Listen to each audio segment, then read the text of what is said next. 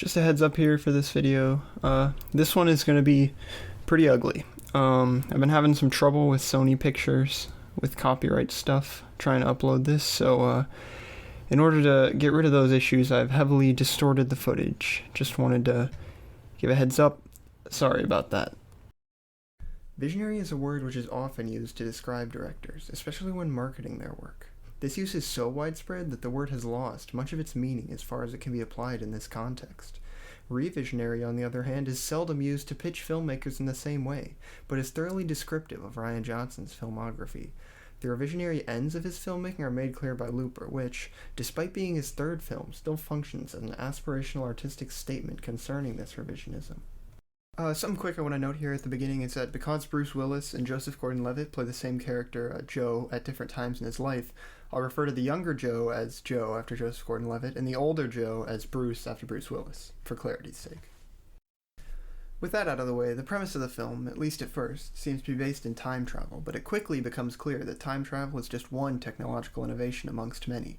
Time travel itself allows for the primary hook of the plot and much of the world building, but technological innovation as it is represented through time travel is what defines the parameters and stakes within the diegesis. Beyond just time travel, advanced weaponry, transportation, and telekinesis fill Looper's world of 2044. The impact of these technologies is where the true premise of the film lies. This impact is the creation of an urban frontier world where improvements in technology have translated into little to no change in standard of living for the vast majority of the population. This dynamic allows Johnson to present a film world which fuses two technologically concerned genres together. The frontier lawlessness of westerns is plastered on top of the bleak future of cyberpunk, with the technology of time travel facilitating the presentation of both of these modes of expression. This manner of presentation justifies the seemingly strange bedfellows which these genres make, and highlights their thematic concerns in a way which allows for the creation of a world not just defined by the conventions of both, but also by the way these conventions are in conversation with one another. The railroad was the symbol of encroaching industrialization in the prototypical West, and here such a symbol appears alongside time travel, representative of the unchanging world in the face of changing technology, which is at the core of cyberpunk. The march forward of improving technologies lacks the sense of progress inherent to modernism, as it does little more than change the context in which people live, with this change in circumstances leaving most people no better off.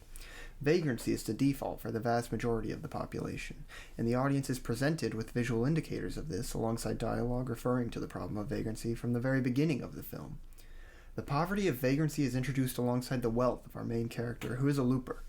Being a looper is a career available to these vagrants, as we find out the theft which many vagrants participate in merely to facilitate their own survival, is what allowed Joe to enter the ranks of the loopers. The choice to become a looper is presented as an act of temporary sustenance just like this theft, which ultimately guarantees death as a result of the occupation. The choice to become a looper is not framed as motivated by the fabulous wealth which comes along with it. Rather, it is an action motivated by survival, a choice made merely to keep existing in the short term. Even basic needs like food are difficult to come by for vagrants, but for loopers this issue dissipates, even if its absence is accompanied by other issues.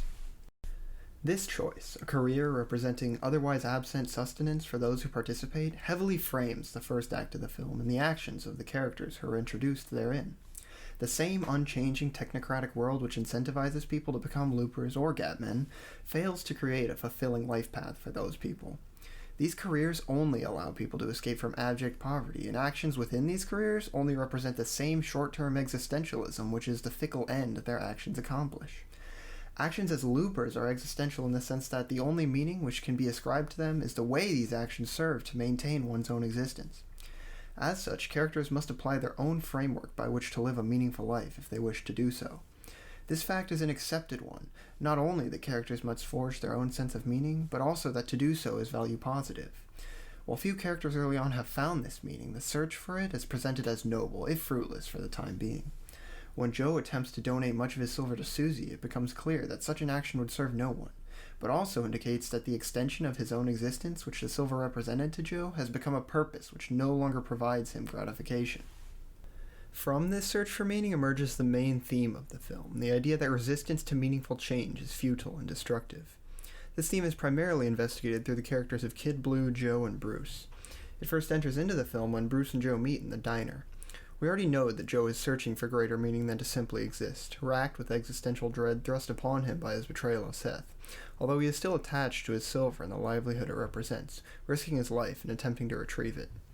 As a result, he is understandably unwilling to accept the framework for meaning presented to him by Bruce.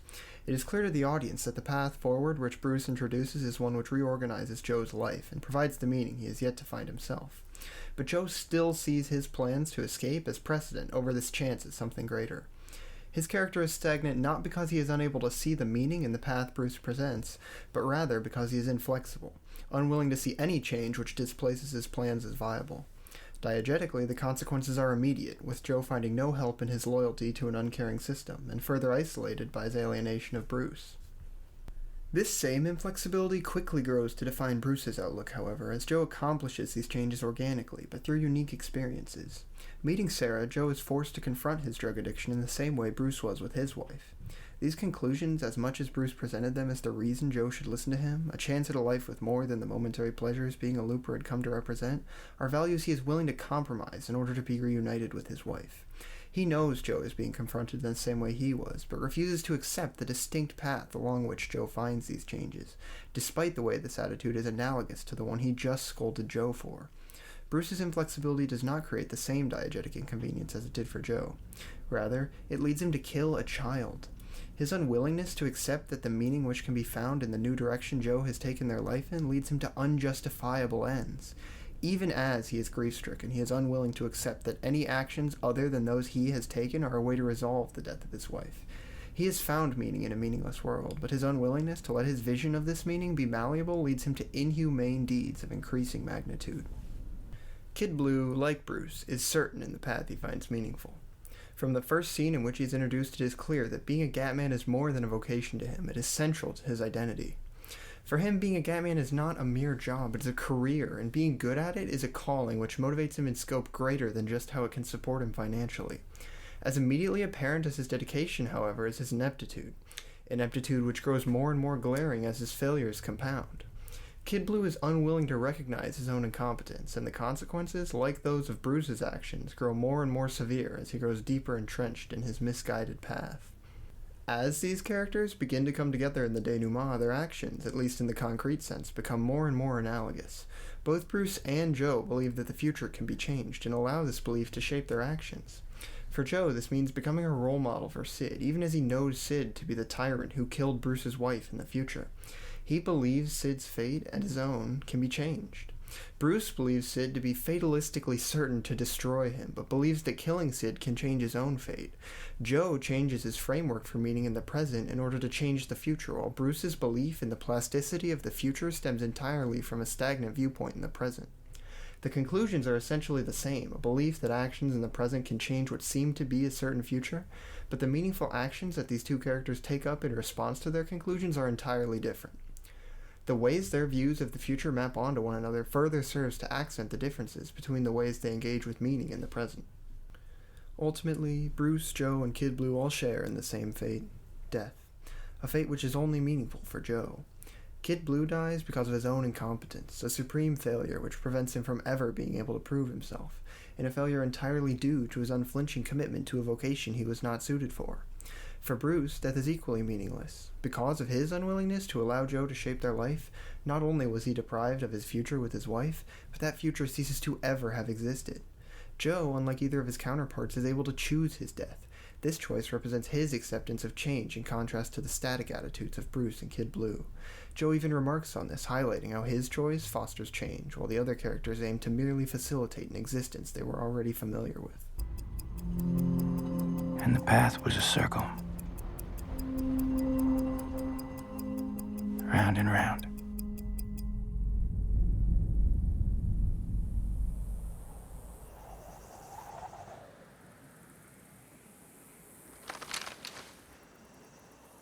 So I changed it.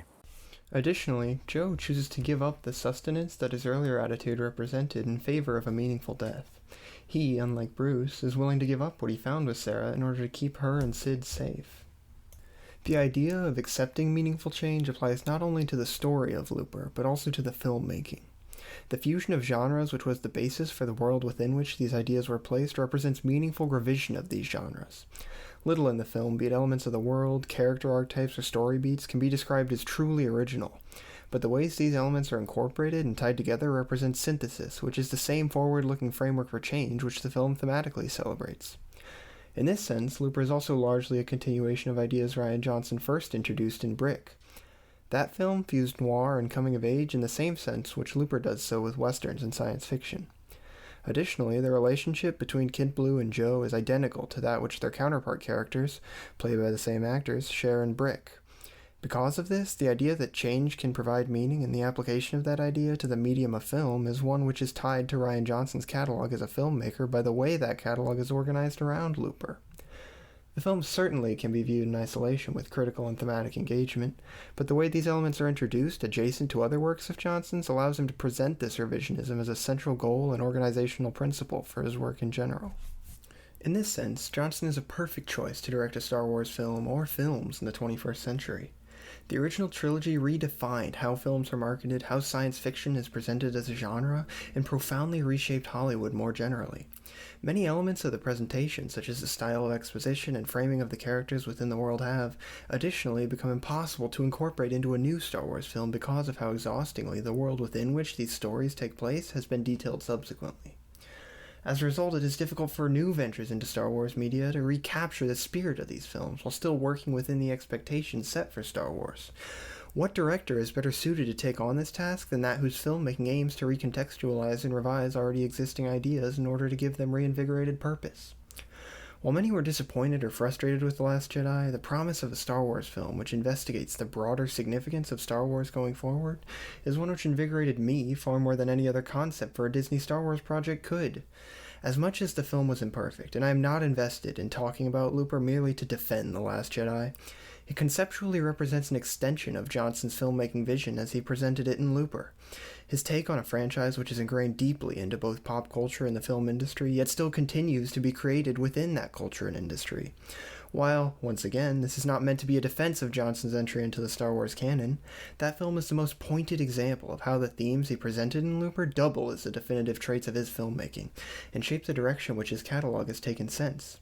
Johnson is a revisionary, so it only makes sense that not only with the sci-fi in the form of Looper, but also in Star Wars, he reshapes and reorganizes it in a manner that offers a new direction for existing filmmaking ideas and trends.